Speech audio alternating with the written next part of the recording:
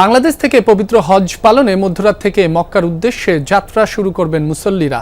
হযরত শাহজালাল আন্তর্জাতিক বিমানবন্দর থেকে ৪১৯ যাত্রী নিয়ে প্রথম ফ্লাইট ছেড়ে যাবে রাত ১২টা ২০ মিনিটে। ধর্ম মন্ত্রণালয় জানায়, রাতে হজ ফ্লাইট উদ্বোধন করবেন প্রধানমন্ত্রী তারেক রহমান। প্রধানমন্ত্রীর আগমন ঘিরে বিমানবন্দর এলাকায় কয়েক স্তরের নিরাপত্তা নেওয়া হয়েছে। কর্তৃপক্ষ জানায়, আশকোনা হজ ক্যাম্পে শেষ মুহূর্তের প্রস্তুতি সেরে নিচ্ছেন আল্লাহর ঘরের মেহমানরা। শনিবার হজ যাত্রার প্রথম দিনে ১৪টি ফ্লাইট ছেড়ে যাবে। এবছর বাংলাদেশ থেকে ৭৮,৫০০ মুসল্লি হজ পালনের জন্য নিবন্ধন করেছেন। এর মধ্যে সরকারিভাবে ৪,৫৬৫ জন এবং বেসরকারি ব্যবস্থাপনায় যাচ্ছেন ৭৩,৯৩৫ জন।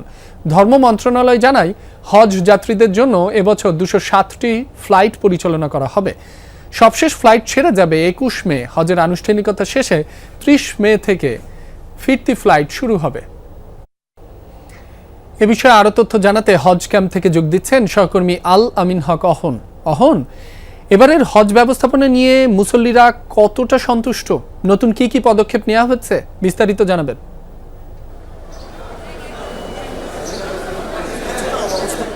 বিশেষ করে ডরমিটরিতে যারা আছেন, রাত্রে মশার যন্ত্রণায় তারা অতিষ্ঠ, তারা সেই কথাগুলোই বলছিলেন।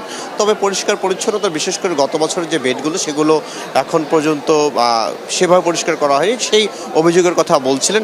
এছাড়াও আমি এখানকার দৃশ্য যদি একটু দেখাই, হজ পালনের যারা, তারা এখন গতকাল থেকে আসা শুরু করছেন এবং আগামী পরশু যাদের ফ্লাইট রয়েছে তারাও আসা শুরু করেছেন। এবং সেই সব হাজিদেরকে এখানেই থাকতে হবে, এই ডরমিটরিতে। এবং যে কারণে আমি যেমনটি বলছিলাম, ডরমিটরির যে ব্যবস্থাপনা সেটি যদি আরও ভালো করা যায়। একই সঙ্গে তারেক রহমান রাত 12টা 20 মিনিটের যে ফ্লাইটটি, সেটির উদ্বোধন করবেন। যে কারণে আইনশৃঙ্খলা বাহিনীর সদস্যদের ব্যাপক উপস্থিতি আমরা দেখছিলাম। পিজিআর, এসএসএফ সহ এখন একটি টিম ভেতরে রয়েছে, তারা ব্যবস্থাপনাগুলো খতিয়ে দেখছেন।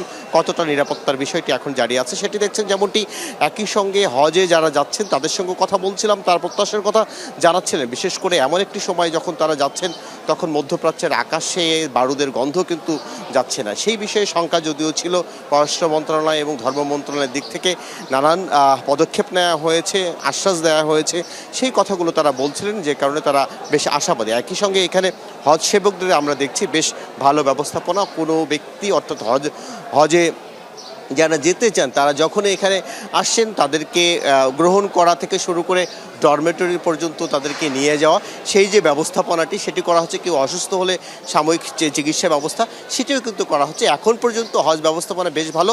শেষ পর্যন্ত সেটি কতটা ঠিকঠাক থাকে সেটি এখন দেখার বিষয়। রাব্বি, অহন, আপনাকে ধন্যবাদ।